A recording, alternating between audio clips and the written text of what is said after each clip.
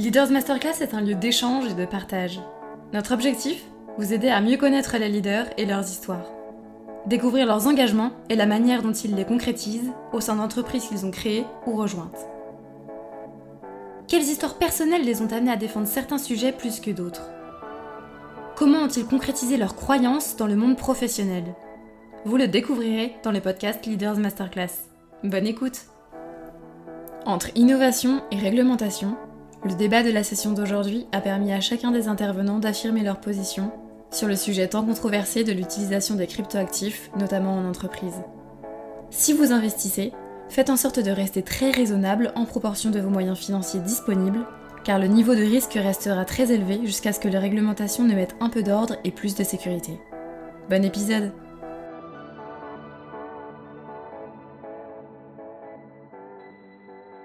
Nous avons la chance d'accueillir ce matin trois intervenants de très grande qualité sur ce que Pierre disait tout à l'heure, la question de cryptoactifs. Alors, je ne sais pas s'il faut dire crypto-monnaie, les monnaies numériques, cryptoactifs, mais il va nous expliquer tout cela tout à l'heure.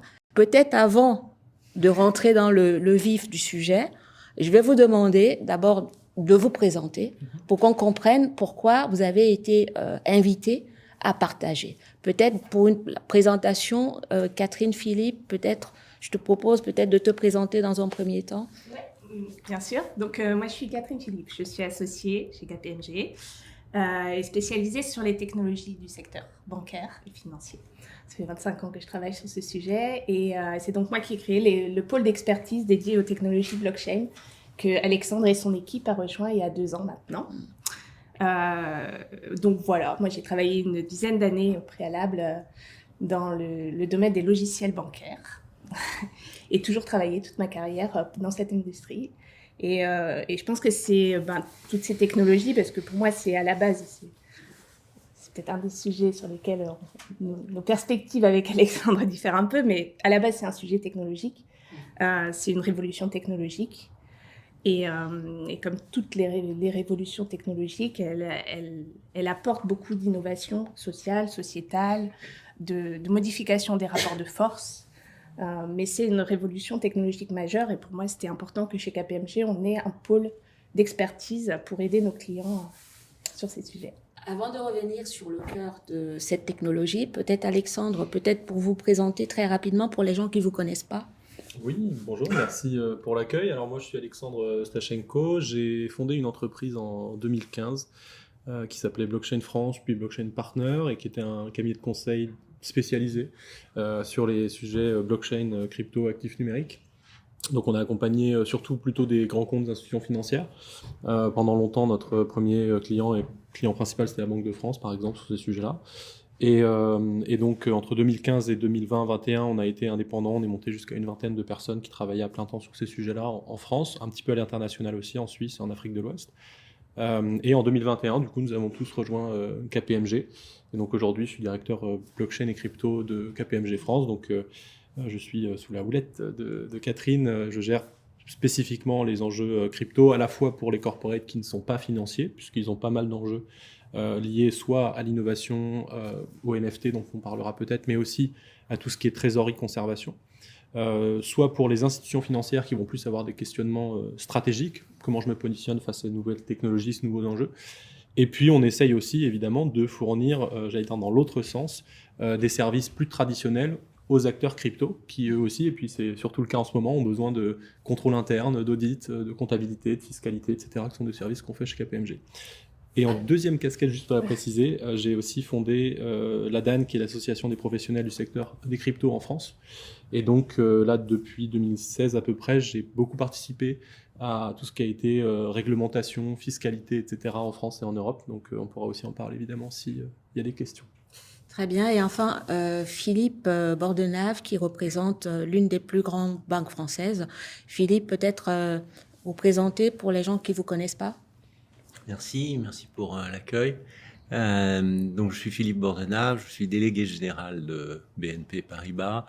Après 37 ans de carrière dans la BNP puis BNP Paribas, grosso modo, mon expérience professionnelle a été beaucoup sur les marchés de capitaux, c'est là que j'ai commencé. Et ensuite, j'ai été directeur financier de BNP Paribas, puis directeur général délégué de BNP Paribas. Et voilà, à ce titre-là, ce dernier titre, j'avais notamment en charge les questions d'informatique. Et dans les derniers temps, j'ai pas mal contribué à élaborer la doctrine, je dirais, et l'analyse de BNP Paribas sur les crypto-actifs et sur la blockchain, et à orienter l'action de la banque dans ce domaine. Merci Philippe pour cette présentation. Donc maintenant, on va peut-être revenir sur le cœur du sujet, c'est-à-dire, moi je parle de crypto-actifs, il y en a qui parlent de crypto-monnaie, il y en a qui parlent de monnaie numérique, il y en a qui parlent de blockchain. C'est vrai qu'il y a un certain nombre de mots qui, pour le français basique, on est tous perdus. Est-ce que vous pouvez, peut-être pour démarrer, nous éclairer à la fois sur un certain nombre de termes de définition qui sont employés couramment pour quelqu'un qui n'y s'y connaît pas, et peut-être nous présenter le paysage de ce que représentent ces cryptoactifs. Ça fait 2 questions dans l'une. Alors, je vous laisse peut-être, Philippe, peut-être, pour démarrer la chose, nous peindre le tableau. Enfin. Alors, je propose qu'on commence par un petit peu d'histoire, parce que je crois que c'est comme ça qu'on comprend le mieux ce qui s'est passé. Donc, au début est apparu le Bitcoin, qui est d'ailleurs un des mots qu'on n'a pas été prononcé ici. Non, mais il faut quand même. Au début est apparu le Bitcoin.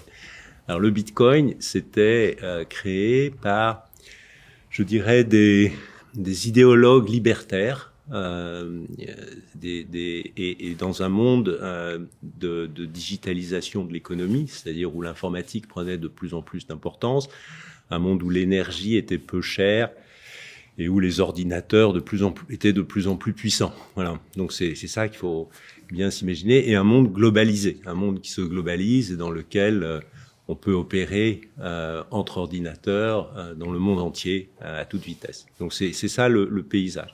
Alors qu'est-ce que c'est que le Bitcoin ? Le Bitcoin, c'était au début conçu pour être une monnaie.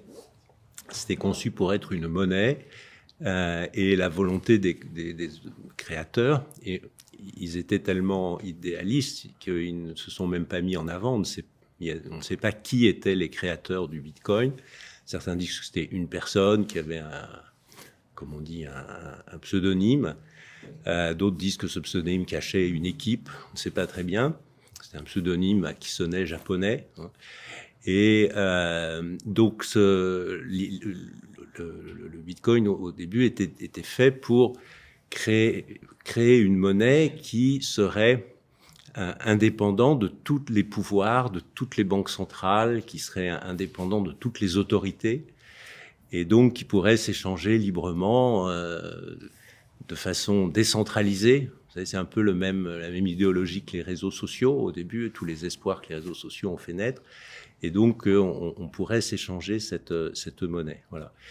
Et alors, pour créer ça, parce que c'est compliqué de créer une monnaie, comment se fait-il ? Pour créer ça, il y avait effectivement, comme ça a été dit, une nouveauté technique, une technique nouvelle, disruptive, qui est celle de la blockchain, et qui est fondamentalement une technique de cryptage.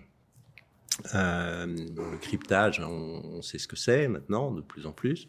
Et vous savez que le cryptage, ça suppose beaucoup de puissance informatique, et la capacité nouvelle des ordinateurs permettait de concevoir des techniques de cryptage qui fassent que l'information sur la possession d'une chose, d'un actif, ne soit pas liée à un registre central.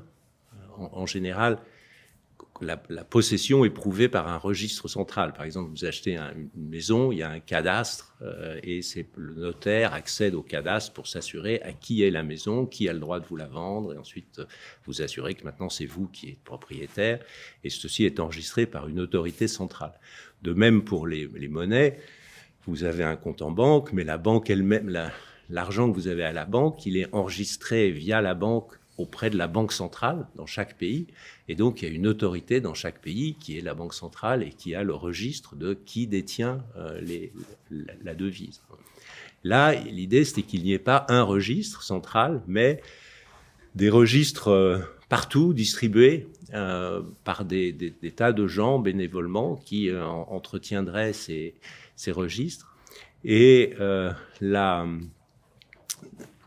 création de cette monnaie intervient par un système alors c'est l'inverse presque, de décryptage, qu'on appelle le minage, parce que ça suppose beaucoup de travail informatique. Enfin, tous les gens qui ont vu les films sur la Deuxième Guerre mondiale, le cryptage des Allemands et la façon dont il a été décrypté, on sait que ça demande beaucoup de travail et beaucoup d'informatique. Et donc, à grand coup d'informatique, ils ont monté un système qui faisait que, par décryptage, on découvre et on met en circulation progressivement de plus en plus de monnaie, mais avec un plafond. Donc ça commence assez vite, et puis au bout d'un moment, ça tend asymptotiquement vers un plafond. Et donc, ils avaient dit, en plus, par cette méthode-là, il n'y aura jamais d'inflation avec notre monnaie, puisque la quantité de monnaie en circulation sera plafonnée. Il y aura un maximum, on pourra pas... Il n'y aura pas de pouvoir public qui pourra créer de la planche à billets, créer de la monnaie. Voilà, donc ça, c'est le Bitcoin au début, et c'est comme ça que ça a démarré. Mais je vais peut-être vous laisser la parole maintenant. Oui, on va peut-être revenir. Donc, Philippe nous a gentiment peint la genèse de la Bitcoin, mais peut-être, avant de parler de la Bitcoin, peut-être vous avez envie de parler des autres dérivés. Catherine, tu veux peut-être prendre le relais pour des crypto-actifs. Alors, il y en a 6000, il y en a combien? Lui, il a choisi la Bitcoin, il y en a d'autres? Oui, il y en a des milliers depuis, en fait, parce que la technologie, en effet, qui, comme Philippe l'a dit, est sous-jacente à la création du Bitcoin, la blockchain, a ensuite été reprise, a été améliorée par d'autres développeurs. Et donc, ça a constitué tout un écosystème qu'on a appelé un écosystème de crypto-actifs. Moi, je préfère appeler ça des actifs numériques ou des actifs digitaux, parce qu'aujourd'hui, ça va, on va dire, du Bitcoin, comme vous l'avez décrit, jusqu'à de la tokenisation d'actions, d'obligations, des NFT. Donc, on a vu des objets digitaux, des cartes de footballeurs. Vous avez peut-être vu dans la presse ce week-end, il y a une start-up française qui fait des cartes de footballeurs numériques. Donc, ce sont des objets numériques uniques qu'on peut s'échanger sur des infrastructures entièrement nouvelles. Et pour moi, c'est ça la véritable révolution. C'est ça vraiment l'intérêt. C'est d'avoir cet objet numérique unique dont je peux avoir la propriété. C'est-à-dire, je peux avoir mon portefeuille avec mes cartes de footballeur, mes actions Carrefour, enfin, tous les actifs digitaux que je peux posséder moi-même. Et c'est ça vraiment, pour moi, la révolution qu'on est en train de vivre en ce moment. Alexandre, oui. La révolution que vient de dépeindre Catherine, vous la voyez aussi sous cet angle-là, ou vous avez envie peut-être de revenir sur d'autres aspects de cette révolution qui se met en place? Non, je vais peut-être compléter effectivement, parce que la terminologie est compliquée. Derrière le chapeau actif numérique, en fait, on met beaucoup de choses, de la même façon que, je dis souvent ça en ce moment, mais on fait pas beaucoup de conférences sur les actifs. Parce que ça n'a aucun sens de mettre dans une même conférence quelqu'un qui va parler d'immobilier, quelqu'un qui va parler d'art, Les actifs, c'est très très générique. Et pourtant, c'est ce qu'on fait avec les actifs numériques. On fait des conférences sur les actifs numériques. Donc on se retrouve dans la même conférence à parler de est-ce que telle œuvre d'art vaut quelque chose, ou est-ce que mon bien immobilier, je peux le découper en plusieurs parties et le vendre sur le marché américain. Bon, il faut réunir ces personnes-là dans la même pièce. Donc effectivement, il y a actif numérique qui est un terme parapluie derrière lequel on met tout ce qui réunit la caractéristique fondamentale que Catherine a apportée, à savoir la capacité à posséder en ligne. Et ça, c'est quelque chose qu'on ne savait pas faire avant. Et pour reprendre la perspective historique qu'a menée Philippe, effectivement, pour comprendre cet enjeu de propriété numérique, ce qu'il faut avoir en tête, c'est que, en gros, avec l'apparition de Bitcoin, on a eu deux propositions de valeur, j'allais dire, conjointes, mais différentes.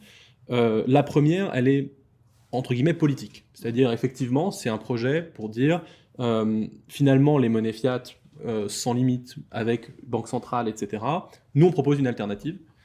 qui est un plafond, pas de banque centrale, etc., etc. Et puis, il y a eu l'autre valeur ajoutée, elle est plus technologique. Et pour ça, il faut avoir en tête un tout petit peu de perspective sur ce qui s'est passé notamment vers la fin du XXe siècle, à savoir la numérisation de la finance. Quand la finance n'était pas numérisée, je cite souvent ce chiffre-là, mais dans les années 60 en France, il n'y a que 6 millions de comptes bancaires pour 45 millions d'habitants. Donc c'est très peu. Et en fait, en l'espace de 50-60 ans, on est passé de très peu à la quasi-totalité. On est à 99%, c'est même illégal aujourd'hui de recevoir son salaire au-dessus de 1 500 € sur autre chose qu'un compte bancaire. Donc on est passé de presque personne à c'est illégal. Et pourquoi est-ce qu'on a eu ça? Parce que, en fait, au moment où on est passé du physique, du cash, de l'or, des lingots, etc., au numérique, il y a eu en même temps une concession technologique qui a été faite parce que en information, on ne sait pas gérer la valeur. En fait, on ne sait pas gérer la rareté. Quelque chose qui existe dans le monde numérique ne peut pas être rare parce qu'on peut le dupliquer. C'est de l'imprimerie, on peut le dupliquer des centaines de milliers de fois. Donc si on avait conservé ce côté possession dans le monde numérique, mais en fait, j'ai 10 €, je vous les donne, puis je me les crée aussi, quoi. Et donc rapidement, on voit que si tout le monde peut se créer à lui-même des euros, c'est sympathique, mais c'est sympathique 2 minutes avant que le système financier s'effondre. Donc en fait, on a substitué ça par quoi? Par la bancarisation, parce qu'au moment où on passe dans une banque, en fait, on peut substituer la possession par de la tenue de registre. Et donc là, c'est pas du tout le même enjeu. C'est qu'il y a un intermédiaire qui tient un registre de créances, et donc on passe d'un actif à un passif. Et aujourd'hui, la quasi-totalité de ce qu'on possède, avec beaucoup de guillemets, sont en réalité des créances. 1 euro dans un compte en banque, c'est 1 euro qu'on nous doit. Mais c'est pas 1 euro que je possède. A l'inverse, si je le retire au distributeur, ça devient 1 euro que je possède, puisqu'il n'est pas censurable, il est anonyme accessoirement, c'est du cash, etc. Et donc, sur cette partie-là, au-delà du projet politique, effectivement, Bitcoin est la première solution en 2009 qui permet de s'assurer que lorsque je dépense un jeton numérique, je ne l'ai plus. Et ça, c'est formidable parce que je peux le prouver sans intermédiaire de confiance. Donc, à partir de cette révolution, derrière, il y a effectivement, et les régulateurs américains commencent même à se ranger à cet avis, ce qui est curieux, ils ne pensaient pas ça il y a encore quelques années, mais effectivement, il faut distinguer Bitcoin, le reste. Parce que Bitcoin a vraiment ce projet politique dedans, porte de nombreux enjeux qui sont politiques, qui sont monétaires, qui sont géopolitiques, etc. Et à côté de ça, on a une foultitude d'actifs, mais qui vont effectivement de l'immobilier à l'art, en passant par les obligations, les actions, les titres financiers, et qui, eux, vont profiter de cette innovation technologique pour permettre d'avoir un réseau, une infrastructure financière qui est ouverte, qui est mondiale, qui est 24 heures sur 24, 7 jours sur 7 disponible, qu'on peut envoyer partout sur la planète, qu'on peut diviser, etc. etc. Et qui est beaucoup plus adapté effectivement au monde numérique, parce qu'on n'a pas besoin d'un intermédiaire de confiance. Est-ce que ça veut dire, je termine là-dessus sur mon introduction, est-ce que ça veut dire qu'on va pour autant faire disparaître l'entièreté des intermédiaires de confiance? Pas forcément, parce qu'en fait, si on fait une analogie, c'est la promesse mot pour mot d'Internet. Internet dans les années 90, pour ceux qui reprennent par exemple la déclaration d'indépendance du cyberespace, des choses comme ça, la promesse initiale c'était on va se libérer de tous les intermédiaires. On va pouvoir avoir un réseau mondial où chacun peut échanger sans préjudice, je reprends peut-être mot à mot, mais sans préjudice de race, de couleur, d'origine, etc. Et puis 25 ans après, ça n'a jamais été aussi centralisé, on est tous chez un GAFA. Donc, est-ce que ça veut dire que la promesse va être respectée? Ça, c'est le futur qui le dira.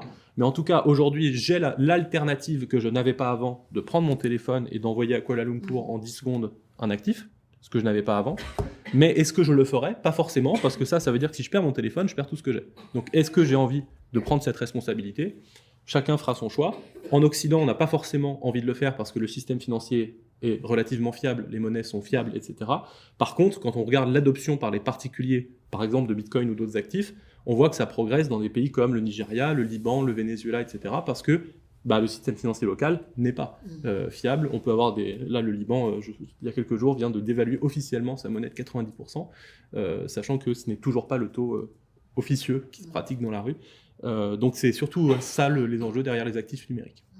Sans parler que de Bitcoin, parce que là, il y a cet actif, mais il y en a d'autres.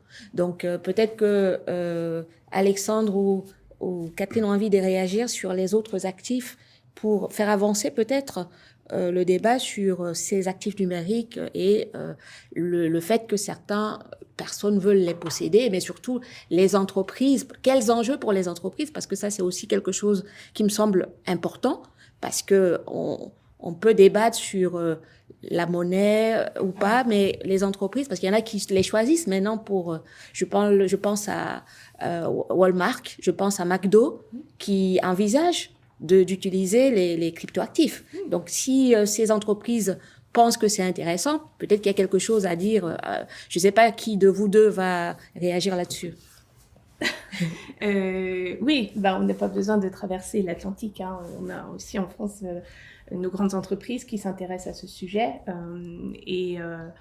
Vous avez pu voir qu'il y a un certain nombre d'innovations technologiques qui sont permises par la blockchain. Donc, on voit beaucoup le développement dans plusieurs industries. Donc, c'est ça aussi qui est compliqué, comme disait Alexandre, c'est qu'on parle des entreprises. Mais il y a le secteur du luxe, il y a le secteur de l'énergie, il y a le secteur de la distribution, il y a le secteur de la finance. Et tout le monde n'est pas touché au même degré, de la même façon, par cette vague technologique.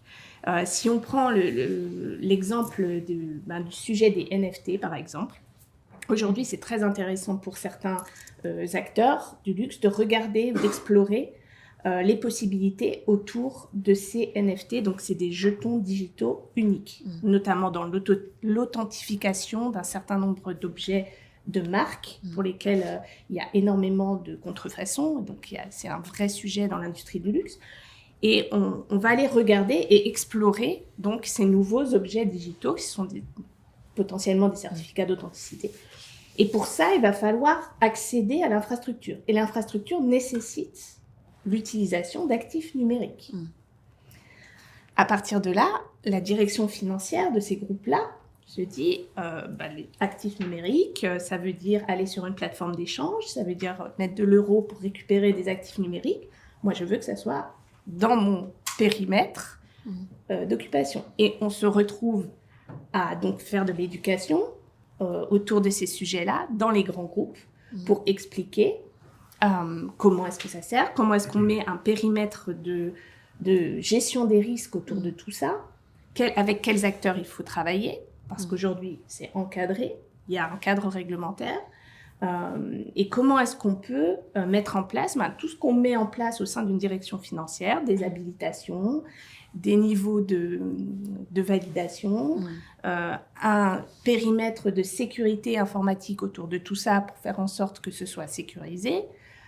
Donc c'est une vague technologique qui va toucher l'ensemble des industries, pas seulement l'industrie financière, mais un petit peu tout le monde.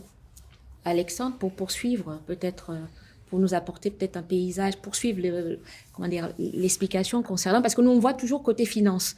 Et là, Catherine me dit non, attention, actifs numériques, oubliez la finance, il y a peut-être encore autre chose à côté. Pas oublier la Pardon finance, Philippe. Non, je vais refaire la même analogie avec Internet. Internet était une technologie de communication. Est-ce que ça n'a touché que les médias ? Non, parce que tout le monde gère de l'information.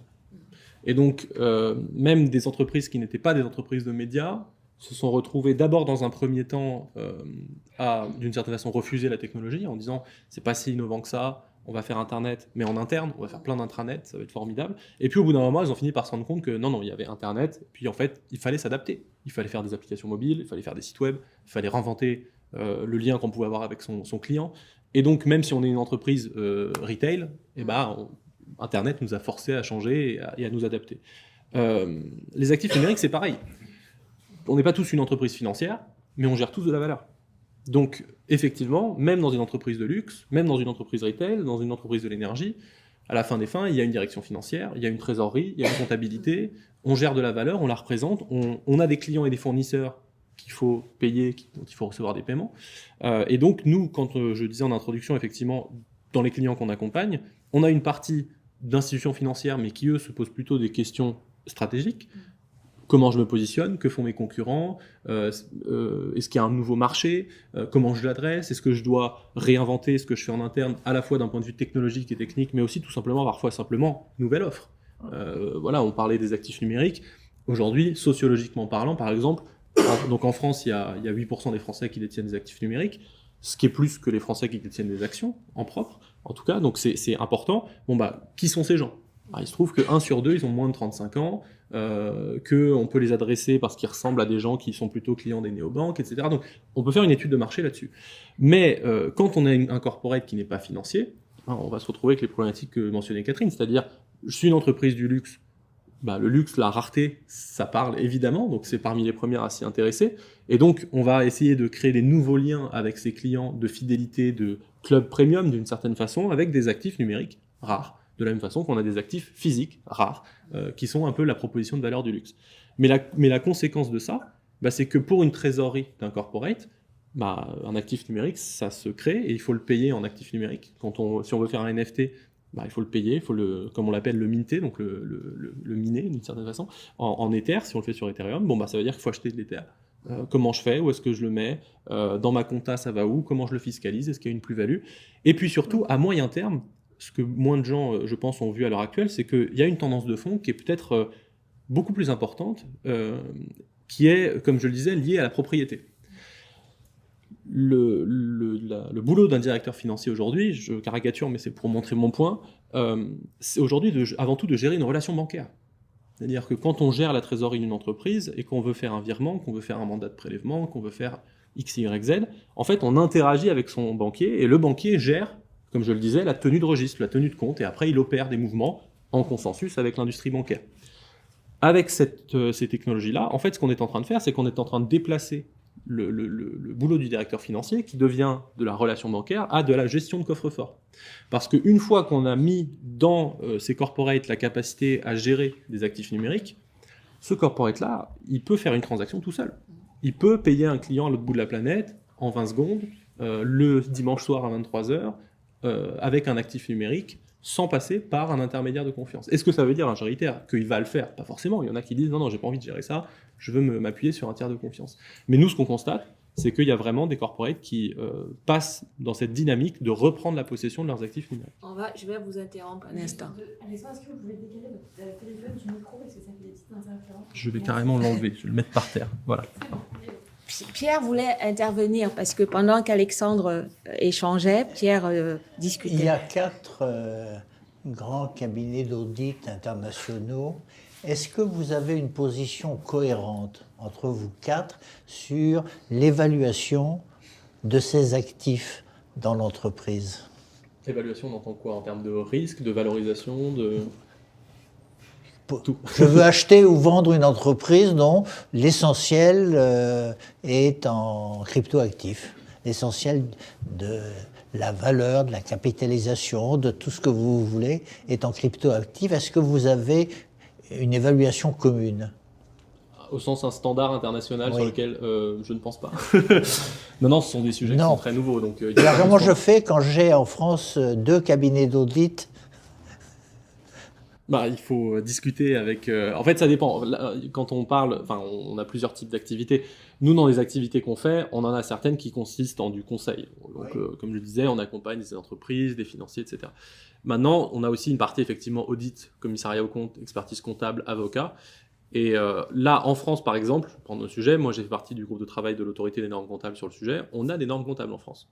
Il y a même un nouveau compte de trésorerie qui a été créé, je ne sais pas si vous le savez, qui est donc dans le compte 5 en trésorerie, qui s'appelle Jetons détenus, dans lequel on peut mettre ses actifs numériques. Comment on les valorise? Ça va dépendre de l'actif, parce que, comme je le disais tout à l'heure, actif numérique, ça veut un peu tout et rien dire. Un bitcoin, aujourd'hui, c'est extrêmement liquide. Il y a plusieurs milliards de dollars qui s'échangent tous les jours. Donc, si j'ai X bitcoin et que je regarde la valeur de marché, j'ai pas de plateforme officielle. Donc ça, c'est embêtant, parce que quand on va aller coter une action, on a une plateforme officielle, un cours de référence. Là, j'en ai pas. Donc, je vais faire des moyennes, je vais pondérer en fonction de l'importance des échanges, et puis je vais arriver à un prix final pour dire, voilà, ça vaut tant. Et la prime de liquidité sur Bitcoin, elle n'est pas très importante, parce qu'encore une fois, il est très liquide, cet actif. Si je veux me débarrasser demain de 2 millions de Bitcoin, de 2 millions de dollars de Bitcoin, je peux le faire. Mais si je descends dans les actifs et que je commence à aller avoir dans mon bilan un actif numéro 350 dont il y a 5 000 € de volume tous les jours, et que le client met que ça vaut 8 millions, on va le questionner. On va dire, je suis pas sûr que ça vaut 8 millions, parce que si vous essayez d'en vendre 1000, en fait, le prix baisse de 50%, donc il y a un questionnement. Mais ça, c'est sur la partie valorisation qu'on fait finalement assez peu, on le fait. Nous, on intervient par exemple pour des investisseurs qui ont investi dans des projets d'actifs numériques et qui se demandent est-ce qu'il y a une matérialité au sujet. Est-ce qu'ils ne se sont pas barrés avec la caisse? Est-ce qu'ils ont du contrôle interne en place, etc., etc. Je te laisse poursuivre, j'ai vu que tu... Ouais, non, juste parce que de la même façon que que ces technologies vont impacter l'ensemble des industries, elles impactent aussi notre propre industrie, l'industrie du conseil et de l'audit. Et donc, oui, évidemment, il y a des groupes de travail qui travaillent sur ces sujets de normes, non seulement en France au niveau de l'ANC, mais aussi des règles internationales, des normes IFRS sur tous ces sujets, etc. Et évidemment, on suit ça de très près. Mais le fait est que pour commencer à travailler sur ces sujets-là, il faut aussi prendre un certain nombre de risques. Et ça, c'est chaque firme de conseil, chaque firme d'audit qui les prend avec son propre appétit au risque, je dirais, et en fonction du cadre réglementaire qui existe. Donc, vous allez trouver certains cabinets qui auront plus ou moins d'appétit pour aller travailler sur ces sujets et prendre de l'expérience.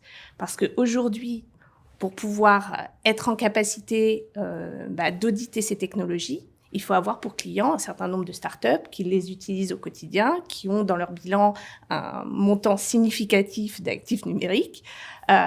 Et donc ça impose un petit appétit au risque, je dirais, sur ces sujets. Parce que comme il n'y a pas de normes, c'est un peu plus compliqué. Et d'un autre côté, si on n'acquiert pas cette compétence, si on n'acquiert pas cette expérience aujourd'hui, demain, comment est-ce qu'on fera quand des grands groupes français auront dans leur bilan des actifs numériques qu'il faudra les auditer. Donc, il faudra avoir les outils pour les auditer. Il faudra avoir les compétences en interne pour les auditer. Et moi, c'est un peu les sujets qu'on essaye avec Alexandre de pousser pour que KPMG soit à la pointe sur ces sujets-là. Philippe, vu ce qu'on a entendu jusqu'à présent, comment est-ce que vous voyez l'évolution des contrôles au plan international sur le développement des cryptoactifs?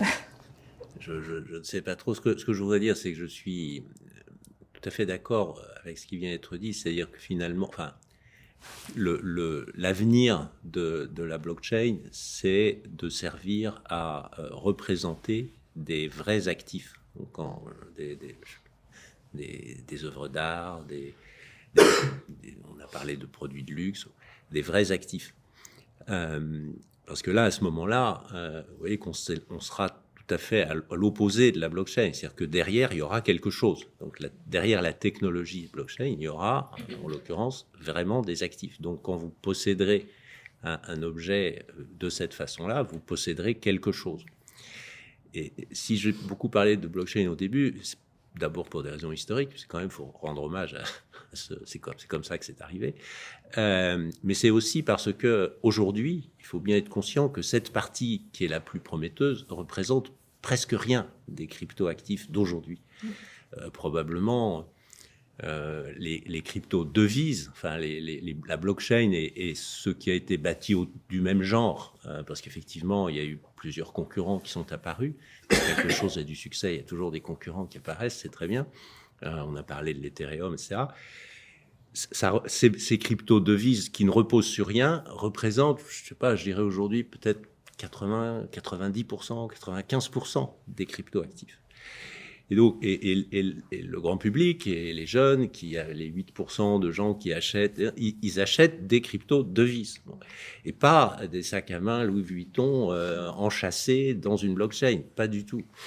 Et donc, je crois qu'il faut pas, dans les discours, il faut bien séparer les deux. Je pense que c'est très important de séparer les deux parce que le côté sérieux qui est en train d'émerger et qui va avoir sans doute de l'avenir ne doit pas cacher le côté creux des 95% de ces crypto-devises qui ne reposent sur rien. Je suis très frappé de voir que la jeunesse, souvent, qui veut que son épargne est un purpose, est un objet, que l'argent serve à quelque chose. Et ils sont les mêmes qui achètent des bitcoins qui ne servent qu'à dédommager le vendeur de bitcoin et donc qu'à alimenter ce système où finalement, plus il y a de gens qui achètent, plus le prix monte, puis moins il y a de gens qui achètent, plus le prix baisse. Et ça, c'est exactement un système de pyramide. En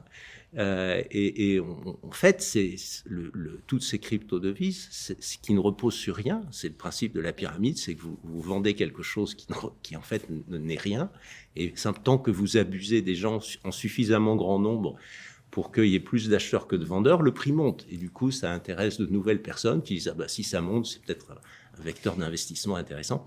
Vous voyez, moi, je crois qu'il faut vraiment faire la séparation. Ouais. Je crois qu'il faut vraiment faire la séparation et dire, d'un côté, vous avez un système de type pyramide, sans que vraiment la différence avec une pyramide, c'est qu'il n'y a pas de mastermind. Ça s'est fait spontanément, et même au départ, les fondateurs étaient bien intentionnés, mais de fait, ils ont créé un système de pyramide où les gens mettent leur argent, en gagnent ou en perdent, mais ça n'a aucun effet sur l'économie réelle. Et de l'autre, vous avez, avec la même technologie de blockchain, vous commencez à avoir des applications en petit nombre, mais assez prometteuses. Et ça, c'est intéressant. Mais comment informer? Parce que là, on est face à un public qui n'est pas forcément connaisseur. Ça, le public ne sait pas distinguer. Je ne parle pas simplement des entreprises qui peuvent être accompagnées. Mais vous avez dans les banques, les grandes banques, quelqu'un qui arrive. Moi, si j'arrive, je vais à la BNP, je vais voir un responsable en disant je veux acheter des cryptoactifs. Qu'est-ce que je fais? Est-ce que vous allez me dire non, madame, ça ne se fait pas? Ou vous allez concrètement, comment ça se passe chez BNP? Tout à fait. Nous, encore une fois, sur ces crypto-devises, je ne parle pas de crypto-actifs et on va y revenir. Nous sommes actifs dans le développement de la bonne partie, on va y revenir. Mais nous ne pratiquons pas du tout les crypto-devises. Si un client nous en parle, nous essayons de lui ouvrir les yeux et de lui conseiller de ne pas le faire. Et s'il insiste pour mettre une partie de son argent là-dedans, on lui demande d'aller voir quelqu'un d'autre, une autre banque. Il en trouvera bien une. Ou d'ailleurs, je suis frappé de voir d'ailleurs que il peut aller voir ces plateformes qui ne sont pas régulées.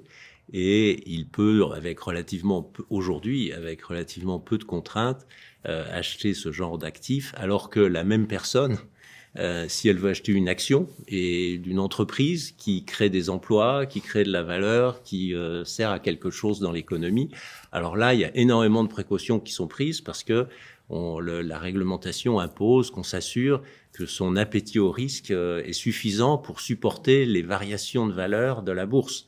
Mais en revanche, s'il veut acheter des bitcoins, là, il n'y a aucune vérification de rien et il peut mettre tout son argent sans contrôle. Il y a 19 pages de rapport annuel à lire avant d'acheter l'action. Oui, tout à fait. Alors, je pense que gros décalage. Alexandre va peut-être intervenir parce que là, il y a un problème de réglementation.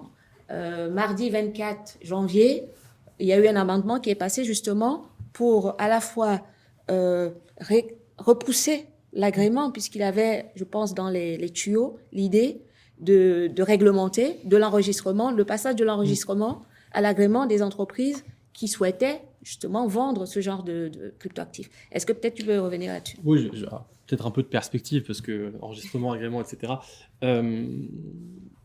Alors, en France, le marché est encadré depuis la loi Pacte, donc avec un système, on va dire, à double vitesse. Il y a un enregistrement qu'on fait auprès de l'autorité des marchés financiers et qui permet d'opérer en France sous réserve de faire des contrôles sur les aspects blanchiment, lutte contre le terrorisme, et donc on a création d'un numéro TRACFIN, reporting, etc., etc. Pour les prestataires. Pour les prestataires qui veulent opérer en France, eh ben, il faut aller s'enregistrer, montrer patte blanche et montrer qu'on fait ces contrôles-là. Mais c'est limité à ces deux sujets-là, c'est-à-dire qu'il n'y a rien dans l'enregistrement sur la ségrégation des actifs, l'assurance, la cybersécurité, etc., etc.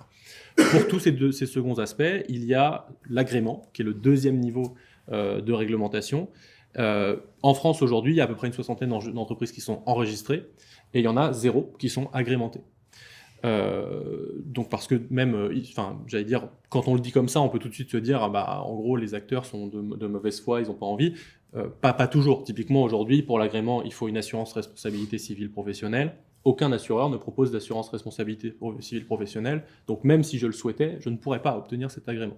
Donc le sujet de la réglementation, en fait, il faut prendre un peu de recul parce qu'il y a le sujet de ce qu'on souhaiterait qu'il soit en place et de la protection du consommateur et de l'épargnant, qui est vrai. On a tous envie que quand on va chez un prestataire, nos actifs soient ségrégés, il y a une assurance, on puisse se retourner contre la personne si ça se passe mal, etc., etc. Maintenant, le numérique a un peu chamboulé nos amis régulateurs parce que maintenant, ça fait 20 ans, 25 ans que, en fait, avoir une réglementation nationale toute seule et sans harmonisation internationale, ça sert de moins en moins. Et l'affaire récente FTX l'a prouvé, c'est que FTX est illégal en France, mais FTX opère en France et l'AMF n'y peut rien parce qu'ils sont aux Bahamas. Donc de toute façon, à partir du moment où on peut se connecter sur un site internet, et ça marche pour les autres, c'est pas que crypto, hein, on peut se connecter sur un site aux Bahamas de toute façon. Donc l'enjeu réglementaire qu'on a eu en France, c'est comme ça qu'on l'a abordé. Aux États-Unis, ça a été complètement l'inverse, mais en France, ça a été abordé sous l'angle, il faut d'abord créer le cadre, et ensuite les acteurs pourront aller dans un cadre qui est clair et se projeter. La contrepartie à ça, c'est que du coup, les acteurs français et maintenant européens, puisque ce cadre va être répercuté au niveau européen à partir de 2024, ils ont des contraintes par rapport à des acteurs étrangers qui leur permet d'être moins compétitifs. Donc typiquement, même si aujourd'hui on est un des seuls pays qui a un cadre, et demain l'Europe sera le première région à avoir un cadre réglementaire sur le sujet des cryptos, quand on demande aux Français vous êtes chez qui pour acheter vos cryptos, les 2 tiers répondent pas du tout chez un acteur français, parce qu'en fait les autres sont plus compétitifs. Aux États-Unis, c'est l'inverse, c'est-à-dire que maintenant les acteurs crypto s'en plaignent, c'est-à-dire qu'il n'y a tellement pas d'encadrement qu'ils disent je ne sais même pas à quelle sauce je suis mangé.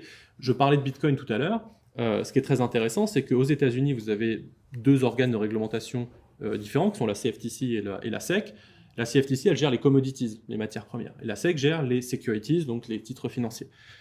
Ben, en fait, c'est quoi Bitcoin ? C'est une commodity ou un titre financier ? Et en fait, ils ne sont pas d'accord. Et donc, c'est pour ça que je disais tout à l'heure que sur Bitcoin, qui est à vraiment différencier du reste, ils sont en train de se mettre d'accord, c'est pas encore officiel, mais pour l'instant, le discours commence à converger vers le fait que Bitcoin serait une commodity. Mais tout le reste ne le serait pas. Tout le reste serait un titre financier parce qu'on est en capacité d'identifier un bénéficiaire effectif, une fondation, un revenu, un dividende, quelque chose. Donc, le fameux OITES, pour ceux qui connaissent, on est capable d'identifier un revenu, donc il y a une sécurité, un titre financier.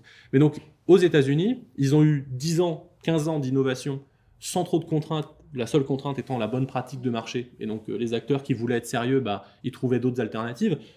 Coinbase, par exemple, qui est la plus grosse introduction en bourse depuis Facebook, c'est une des plus grosses plateformes d'échange au monde.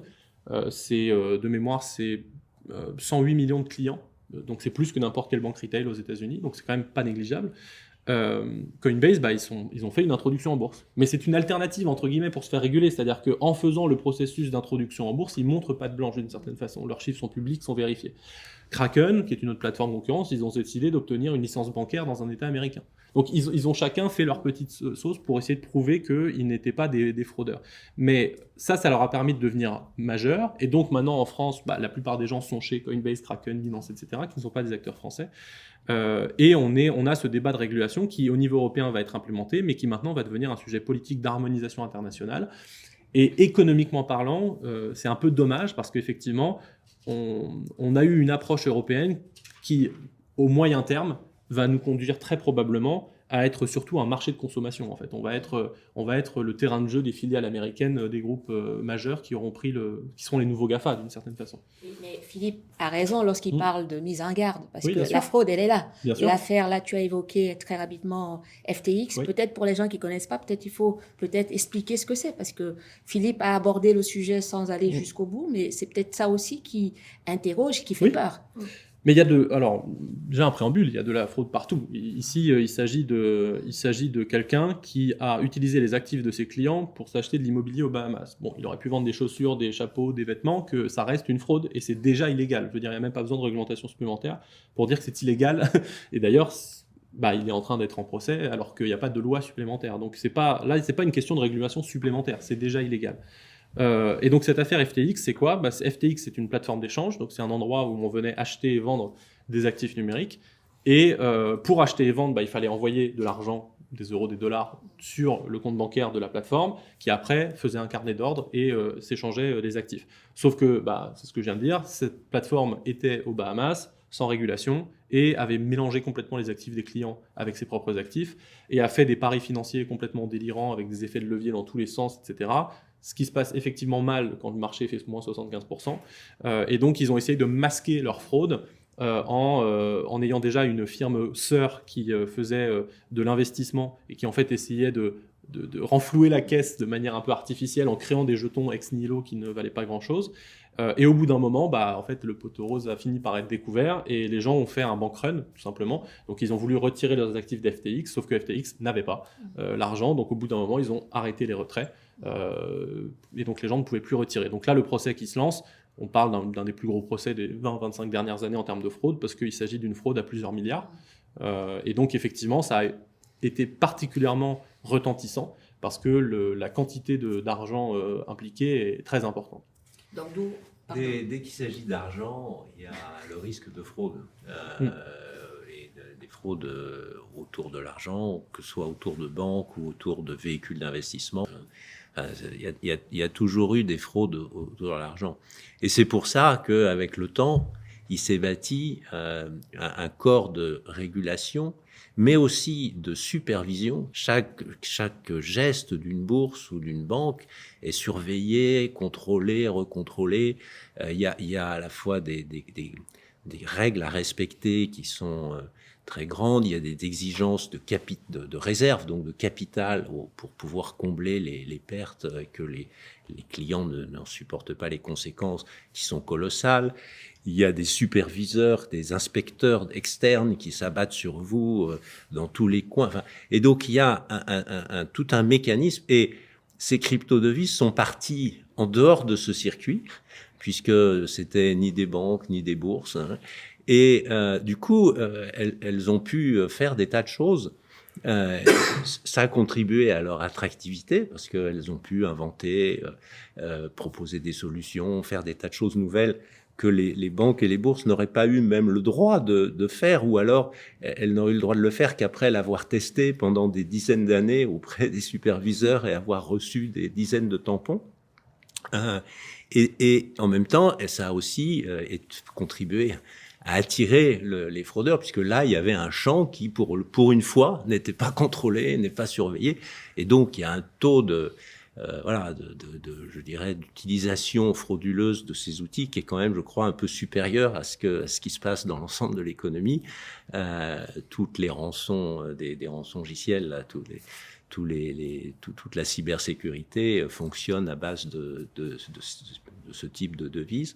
Et donc, voilà. Et aujourd'hui, je crois que on est vraiment, en face de deux mondes, et qu'il est extrêmement urgent de remettre, grosso modo, les mêmes contraintes qu'on a jugées nécessaires avec des siècles d'expérience sur les banques et sur les bourses, de mettre les mêmes contraintes sur ce genre d'actifs.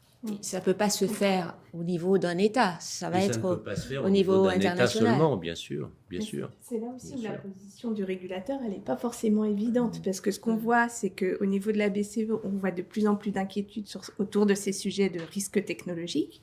D'un côté, elle regrette le manque d'innovation et l'obsolescence d'un certain nombre de systèmes qui les mettent en position de vulnérabilité par rapport à ces sujets-là. Et d'un autre côté, l'innovation, comme le dit Philippe, elle vient pas de l'intérieur, elle vient de l'extérieur, et elle vient d'acteurs qui transgressent un certain nombre de règles. Donc, comment les encadrer? Comment encadrer l'innovation pour qu'à la fois le système progresse, soit plus résilient en termes de technologie, d'infrastructure, et en même temps ne pas tuer l'innovation non plus dans l'œuf en mettant un cadre trop précis tout de suite autour de tout cet écosystème qui est très riche et qui permet de faire bouger quand même un petit peu les choses. Donc ça, c'est une position qui est pas évidente et autour de laquelle on voit que les régulateurs, à la fois en France, parce qu'il y a eu beaucoup de débats récemment, mais aussi au niveau européen, le discours, il n'est pas facile à trouver, la ligne de crête n'est pas facile à trouver. Notre expérience, c'est que quand même on peut, à l'intérieur du cadre bancaire, donc de toute la réglementation très lourde des banques, on peut développer des blockchains qui fonctionnent. Hein. Et l'un des exemples récents, c'est qu'on a réussi, BNP Paribas a été le chef de file d'une émission de la Banque européenne d'investissement, obligataire, donc on est vraiment au cœur de beaucoup de choses très réglementées, hein, le marché des obligations, la Banque européenne d'investissement, c'est des choses très institutionnelles, et on a réussi à émettre une obligation purement en blockchain, d'un bout à l'autre, et donc sans enregistrement chez Euroclear ou dans un conservateur central, purement avec des registres décentralisés. Et ça, il est très possible que sur les activités de marché et d'obligations, et particulièrement de gros, ça puisse se développer assez vite, ça, et de manière assez avec des volumes. Parce que c'est là que se passe le gros des volumes obligataires entre acteurs importants. Les investisseurs sont des grands institutionnels, les emprunteurs sont des grandes entreprises ou des banques de développement comme la BEI. Donc il peut y avoir des volumes importants assez vite. Et en même temps, ils ne sont pas très nombreux et la notion de nœud parce que peut fonctionner entre un petit nombre de gens qui se connaissent. Parce que ça, c'est aussi une des difficultés théoriques des registres décentralisés, c'est quand l'histoire ou la géographie sépare les registres en deux. Et d'ailleurs, ça s'est produit dans l'histoire même du Bitcoin, je crois, ou d'autres crypto-devises, je ne sais plus, où au bout d'un moment, il y avait les registres décentralisés, n'étaient plus d'accord entre eux. Et il y avait deux écoles qui s'étaient... Et pour un système mondial, c'est un peu perturbant, un peu compliqué que la vérité dépende de ce que tout le monde pense. Parce que quelquefois, et on le voit dans certains sujets, notamment en ce moment, sur des sujets de géopolitique, il y a des blocs qui se font et les gens dans un bloc ne pensent pas, sur des choses qui pourtant normalement sont objectives, ne pensent pas la même chose que dans l'autre bloc. Et la vérité n'est pas la même, comme disait Montaigne. Et donc, et la blockchain ne met pas totalement à l'abri de ça. Donc, pour que ça marche bien, il faut que les registres décentralisés soient tenus entre des gens qui se font confiance et qui sont pas trop nombreux quand même. Alors, entre les gens qui se font confiance, peut-être entre les États qui se font confiance aussi. Parce que si vous voyez le marché chinois et les actifs numériques chinois, vous pensez que les Européens pourront aller s'installer tranquillement sur ce marché-là, ou vous pensez que ça va être compliqué? Alors, Alexandre, je ne sais pas si tu as un avis là-dessus. Europe-Chine, vous avez 4 heures. Non, sur les sujets, en fait, moi, sur les sujets géopolitiques, c'est pour ça que je disais en distinguo au début, qu'effectivement, je pense qu'avec Philippe, on est d'accord sur un certain nombre de sujets, peut-être moins sur celui-là, mais je pense que Bitcoin est très différent des autres, mais non pas parce que c'est une pyramide, un Ponzi ou qu'il n'y a rien derrière, mais précisément l'inverse, c'est-à-dire que c'est le plus intéressant aujourd'hui. En tout cas, c'est celui qui dérange le plus, parce que c'est celui qui ne ressemble pas à ce qu'on connaît.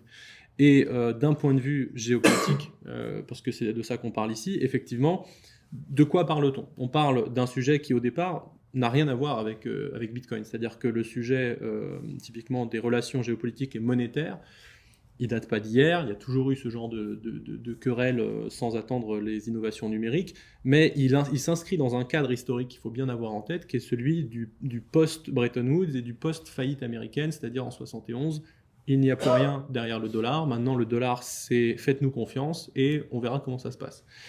Puisque avant 71, je le précise, sur les billets de dollars, on pouvait aller à la Fédérale Réserve récupérer de l'or. Ce qui n'est plus possible depuis. Un dollar est un dollar, qui est lui-même un dollar, et tant que le système croit que ça vaut un dollar, tout va bien. Dans ce cadre-là, ça veut dire que, notamment avec la chute de l'URSS, il s'est passé quelque chose de très géopolitique, à savoir que les États-Unis restent superpuissance, avec une monnaie qui est installée comme étalon mondial, chose que pendant 2500 ans, nous n'avons pas eu. C'est-à-dire qu'il y a souvent eu des monnaies qui étaient des monnaies de référence, il y a eu le pound, il y a eu le florin, le franc, etc., mais avec, en règle générale, derrière, une quantité d'or. Et l'or n'est pas national. L'or, c'est international, il n'y a pas d'État qui crée de l'or, et on ne peut pas m'appliquer le droit français parce que j'utilise de l'or. Sauf que depuis 71, on n'a plus ça, on a le dollar américain qui est le résultat qui est une obligation du Trésor, d'une façon américaine. Donc si on utilise du dollar, on se soumet au droit américain. Accessoirement, on a la deuxième chose qui est importante, qui est ce que je disais, c'est qu'avec la numérisation, on est passé de la possession à la créance chez un intermédiaire.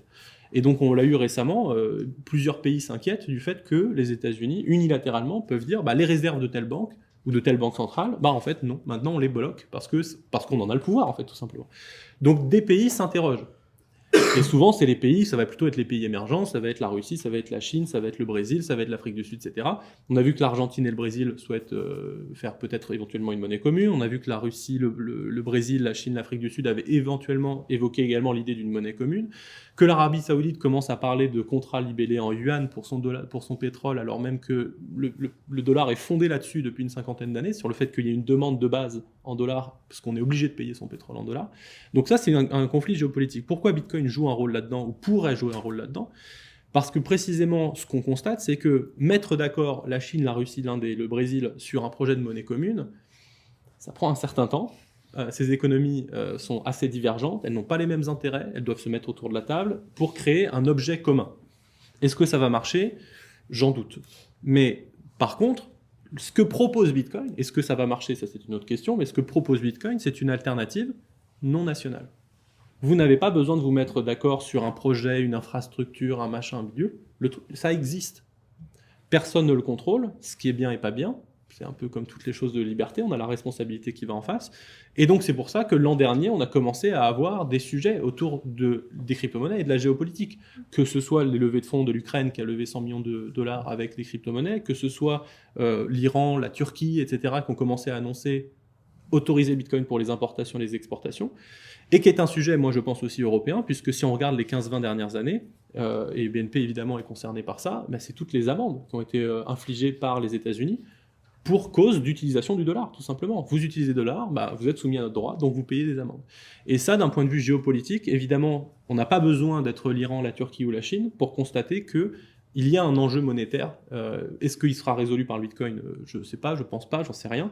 Mais par contre, c'est une alternative très intéressante qu'il faut considérer, je pense, plus que comme un système de Ponzi, parce que comme n'importe quelle monnaie aujourd'hui, en fait, si je suis un peu piquant, elles sont toutes des systèmes de Ponzi. Il n'y a rien derrière l'euro, à moins de me dire que pendant le Covid, l'économie européenne a doublé. Ce n'est pas vrai. Pourtant, on a doublé la masse monétaire, on a doublé les rachats d'actifs. Derrière un euro, il y a non pas l'économie européenne, il y a la confiance, et c'est écrit sur le site de la Banque centrale, la confiance dans la capacité de la Banque centrale à maintenir la stabilité des prix. Et c'est même écrit la ligne d'après sur le site de la Banque centrale européenne que si cette mission n'était pas achevée, alors la monnaie retournerait à sa valeur faciale, c'est-à-dire zéro. La crédibilité du système tient au fait qu'on suppose que les pays, au moins les grands pays, payent leurs dettes. Qu'est-ce qui va se passer si nous ne payons pas tout ou partie des 3 000 milliards de dettes de la France?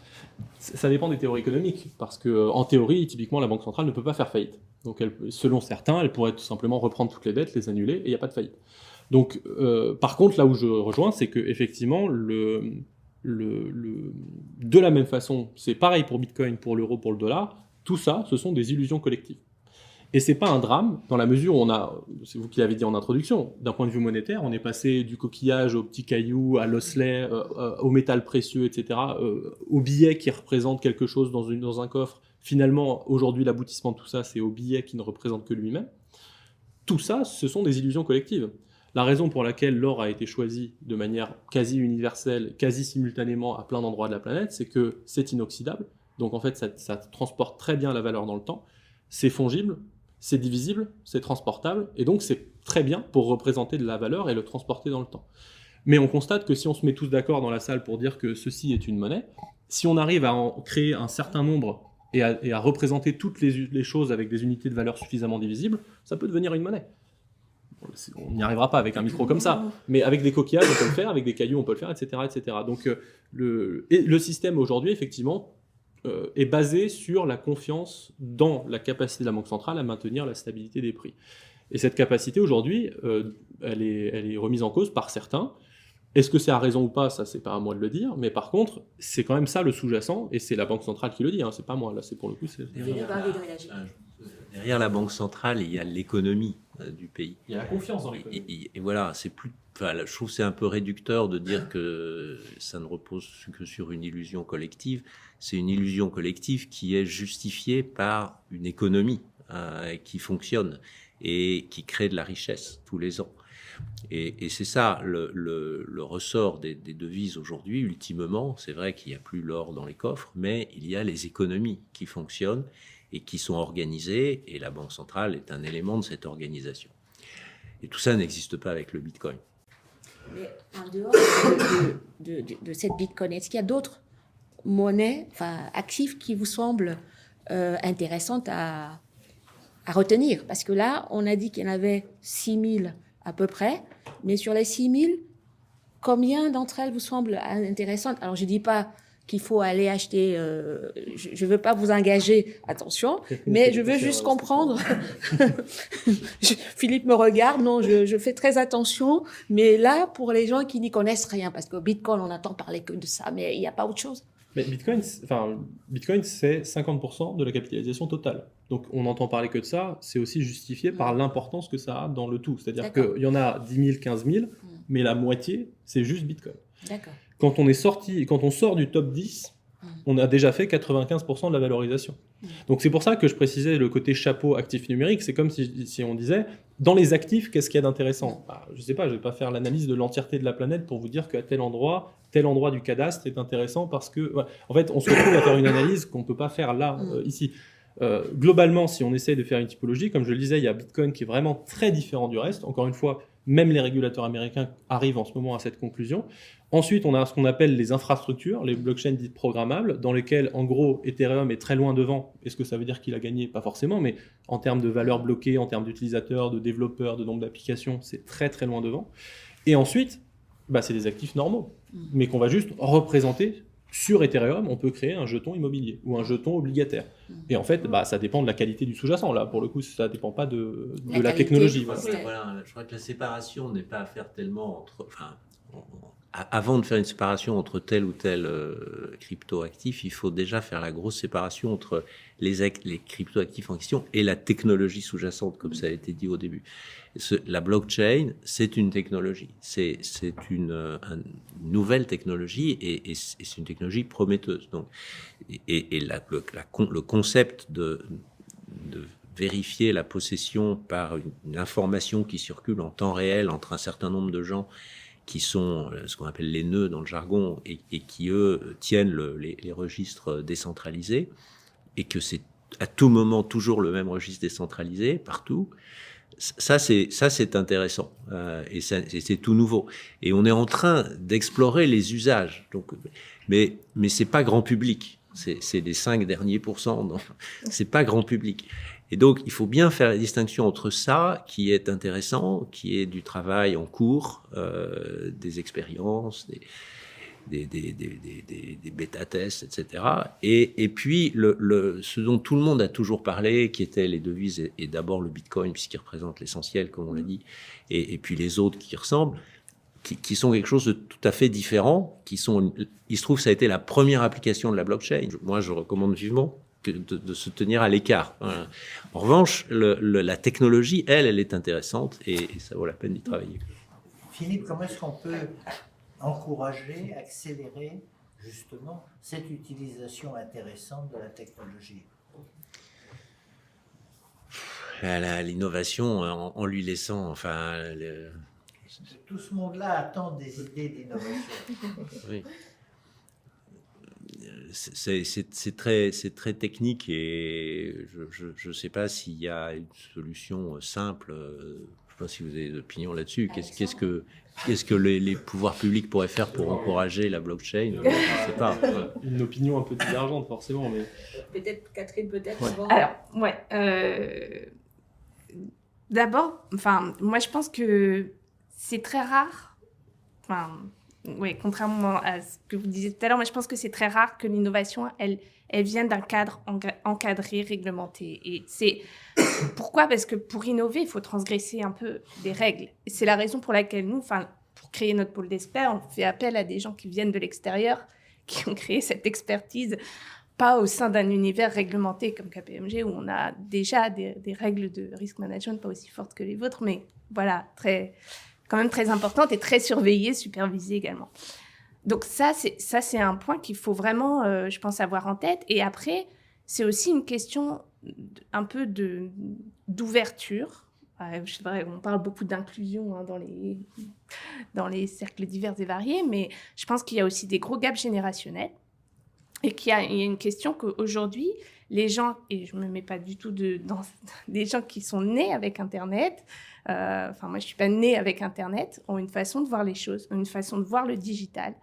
On voit même, maintenant on parle de crypto-natifs, c'est-à-dire de gens qui sont nés avec cette notion de nouveaux actifs digitaux. Ils n'ont pas la même façon de voir que vous et moi qui sommes nés alors qu'il n'y avait pas Internet, qu'il n'y avait pas de tablette, de téléphone portable. Et donc, du coup, ça demande un effort d'écoute et d'ouverture par rapport à ces nouveaux points de vue, tout simplement. Et non pas que tout est bon à prendre, et sûrement pas. Et il y a beaucoup de choses à faire pour encadrer tout ça. Néanmoins, c'est très intéressant. Donc souvent, ça vient de l'extérieur. Ça peut venir des jeunes, ça peut venir de gens qui ne pensent pas comme nous, de gens qui sont dans un écosystème très différent de l'écosystème des entreprises d'une façon générale, de l'écosystème réglementé. Et je pense que ça, c'est un point qui est important d'avoir cette ouverture et cette écoute. Alexandre, l'ouverture, l'écoute, l'innovation. Comment tu gères, comment tu t'es situé? Je sais que toi, tu es pour aller vite, peut-être en respectant quand même la règle. Comme on dit, il ne faut pas confondre vitesse et précipitation. Voilà. Non, je pense qu'effectivement, il y a justement, en parlant d'ouverture, d'autres façons de penser, etc., en fait, si on rentre dans le sujet des actifs numériques, on peut adhérer ou pas aux propositions de valeur. J'allais dire, c'est en soi même pas le sujet, mais par contre, il faut les comprendre. On peut déjà se positionner avant d'avoir compris. C'est pas propice à l'innovation. Donc c'est pour ça que je mentionnais tout à l'heure le sujet, il y a le sujet blockchain, le sujet crypto, etc. Il y a une forme de digestion par l'industrie bancaire et par les corporates qui a été faite ces dernières années, qui a été de dire justement les actifs numériques non backés par quoi que ce soit, c'est pas formidable. Donc on va enlever ça, on va prendre le substrat et on va optimiser nos systèmes d'information. Moi, je pense que à l'inverse, c'est pour ça que je disais qu'on n'est pas forcément aligné là-dessus, mais je pense que justement, c'est pas une partie qui est forcément complètement inintéressante, mais c'est pas la partie émergée de l'iceberg. Parce que, je refaire mon analogie avec Internet, beaucoup de groupes dans les années 90 se sont dit Internet, c'est public, c'est téléphone rose et pédophilie, c'est la recette pour faire des bombes, etc. Je vous invite à regarder les archives de l'INA sur les journaux télévisés des années 90, c'est particulièrement savoureux. Et c'est le rapport qui est commandé par le gouvernement français, dans lequel on disait, je cite, « Internet, ce n'est qu'un 12e du chiffre d'affaires de Minitel, donc ça ne fonctionnera pas. » Je ne fais que des citations. « L'infrastructure distribuée d'Internet le rend inapte à la fourniture de services commerciaux. » Donc, quand on lit ça, évidemment, avec 25 ans de recul, on se dit, comment on a fait pour rater ça ? En se focalisant justement sur la digestion par l'industrie traditionnelle d'une technologie qui nous a conduit à faire 15 ans de Minitel et d'intranet, avant de se rendre compte qu'en fait, Facebook, Google et autres, ils étaient tous chez d'autres. Donc là, il y a un peu le même questionnement autour des actifs numériques, où il y a une proposition de valeur qui est de dire, est-ce qu'on se sert du substrat technologique pour optimiser l'existant ? Moi, je suis intéressé par ça, mais je suis dubitatif, parce que la partie blockchain, en réalité, quand on gratouille le sujet Bitcoin, il n'y a pas que blockchain. Blockchain en soi, si on fait la littérature scientifique, ça existe depuis 1982. Il y a un certain David Chaum qui en parle dans les papiers académiques, qui dit on va faire des chaînes de blocs cryptographiques, ça va être très bien. La cryptographie, oui, mais toutes les technologies sont d'un processus sur les cendres de la précédente. Bien sûr. Donc mais c'était pas ça que je voulais dire. Ce que je voulais dire, c'est que Bitcoin n'est pas la première application de la blockchain. Parce que en fait, Bitcoin, on a assemblé 4 grandes technologies qui sont le pair à pair, la cryptographie, la blockchain, etc. Et une innovation surtout économique. C'est-à-dire que ce qui a rendu Bitcoin révolutionnaire par rapport au reste, c'est qu'en introduisant un jeton de valeur, on a réussi à créer un alignement d'incitations qui font que tout le monde dans le réseau Bitcoin a en permanence intérêt à jouer honnête. En fait, Bitcoin est une innovation surtout en théorie des jeux. Beaucoup de gens se focalisent sur la partie technique, mais en réalité, c'est une vraie innovation de théorie des jeux. Donc une fois qu'on a compris ça et qu'on s'intéresse au sujet, je le réitère, on peut très bien comprendre tout ça et à la fin dire je pense que ça ne va pas marcher, la proposition de valeur n'est pas bonne. Et ça, parfaitement valide. Mais par contre, si on ne comprend pas cette nouvelle façon de faire, en fait, on est condamné à essayer effectivement de faire un peu le rond dans un carré, quoi. On veut absolument garder la technologie pour optimiser un système, ce qui peut apporter des gains, et on l'a vu, je disais tout à l'heure, nous, un des premiers clients qu'on avait, c'était la Banque de France. Donc on a fait des cas d'usage blockchain, projet Madré pour ceux qui l'ont en tête, etc. Et on a fait des gains d'optimisation, quelques pourcents, parfois même importants. Il y a des process qu'on a réduits de plusieurs mois à quelques jours. C'est important mais ça ne change pas le système. Donc c'est de l'innovation incrémentale, c'est pas de l'innovation de rupture. Et donc pour moi, cette partie innovation de rupture, elle ne peut se faire que si on est effectivement ouvert et inclusif et qu'on regarde ce qui se passe dans les choses qui peuvent faire peur ou qui heurtent. Parce que si on ne les regarde pas, effectivement, on va faire de l'innovation incrémentale au mieux. Chronos leur tourne, mais peut-être avant de vous demander à chacun de conclure avec vraiment un très peu de temps, je vais vous demander, alors c'est pas la peine de demander à Alexandre s'il possède des bitcoins, tout le monde a compris, ça c'est clair, mais enfin presque. Alors je vais provoquer Catherine et Philippe. Alors Philippe, les plutôt, je sais pas, est-ce que stablecoin ou bitcoin Non, moi je me tiens, enfin franchement, je crois que je tiens à l'écart de tout ça soigneusement et je me concentre sur la technique et qui est une technique disruptive et j'essaye de trouver les bonnes applications de cette technique. Oui. Catherine. Non, moi, je vais vous raconter juste l'histoire. Moi, je m'intéresse au sujet d'un point de vue, comme je vous disais, technologique et depuis très longtemps. Et c'est lors d'une conférence, j'ai entendu, je crois, un des associés d'Alexandre, ou même peut-être Alexandre, ou peut-être Claire, je ne sais plus. Enfin bref, il y a 5 ou 6 ans, Claire Balva, demandait à la salle qui est-ce qui a du Bitcoin, etc. Et là, on est en train de parler de choses que donc vous ne connaissez pas puisque vous n'avez pas touché. Et je me suis dit, mais c'est vrai. Tu parles de ce sujet, mais toi, est-ce que tu en as? Est-ce que tu... Voilà. Et ça me paraissait important de regarder et de suivre le parcours que suivent aujourd'hui beaucoup de jeunes qui ont du Bitcoin, et moins jeunes d'ailleurs. Hein. Enfin, il n'y a pas que des jeunes, même s'il y en a beaucoup. Et de me dire, ça fait quoi d'avoir du Bitcoin? Comment est-ce qu'on en a? Vers quel acteur je vais me tourner? Comment est-ce que je vais savoir... d'avoir juste l'expérience et de savoir... ça me paraît important d'avoir cette curiosité. Voilà. Donc, tu nous invites à vivre notre expérience active. Voilà. Après, chacun a son appétit au risque vis-à-vis de la technologie et vis-à-vis de la finance. C'est 2 choses différentes. Hein. Moi, vis-à-vis de la technologie, j'ai aussi...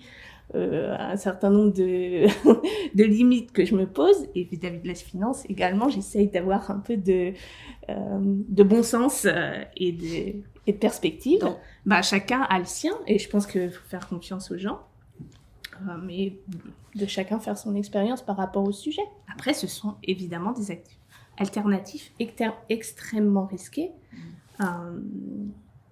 et très nouveau, donc où il n'y a pas de marché, où il n'y a pas de réglementation, mais on le voit, il y a quand même des gens et des investisseurs qui sont intéressés par ces marchés alternatifs. Donc la prochaine session de masterclass, l'année prochaine, ce sera sur Vivez votre expérience, c'est ça, cryptoactif. Retour d'expérience. Voilà, je vais vous demander de conclure en quelques mots, peut-être Alexandre, tu peux finir. J'ai beaucoup parlé, moi, mais bon, je peux... Alors, en un mot pour conclure. En un mot pour conclure, Bitcoin. Non, je rigole. Pour être provocateur. Non, en fait, ce que je disais, c'est que en introduction, c'est que ces sujets-là, il faut vraiment essayer de rentrer un peu plus dans le dur que juste rester sur actifs numériques.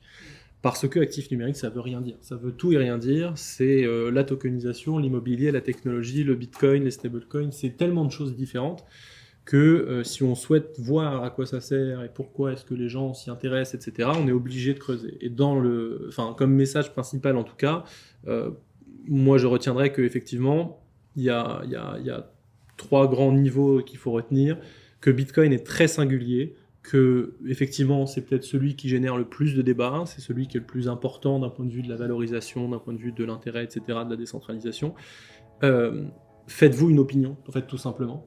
Vous avez entendu plusieurs chapelles aujourd'hui, mais faites-vous une opinion sur Bitcoin, c'est assez important. Je pense qu'il va jouer un rôle majeur dans les prochaines années.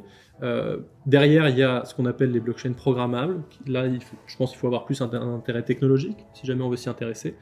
Et derrière, effectivement, ça me semble moins évident, mais peut-être que je me trompe, que dans les futures années, une partie substantielle de la finance passera sur ces nouvelles infrastructures parce que en fait c'est tout simplement plus efficace. On a dit un mot, alors Catherine, C'est un très long mot.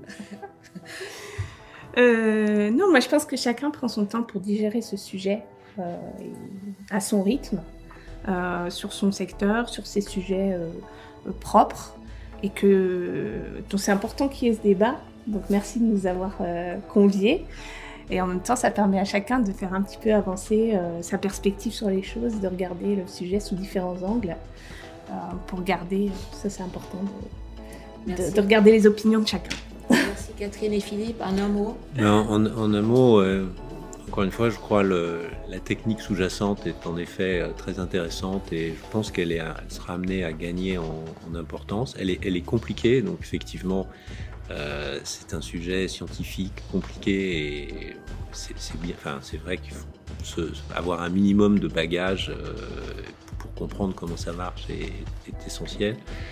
Et pour le reste, je crois je répète que les questions d'argent sont des questions qui attirent beaucoup de convoitises et suscitent beaucoup de fraudes et sont très émotionnelles aussi. Elles ont été encadrées au fil du temps par tout un tas de protections, de réglementations et des acteurs très surveillés. Et chaque fois qu'il y a une crise, on rajoute une couche de surveillance. Et je pense que cette zone qui n'est ni surveillée, ni réglementée, et qui est complètement le Far West le plus total, c'est pas. Enfin, moi, je ne recommande à personne de s'y aventurer trop vite. Voilà.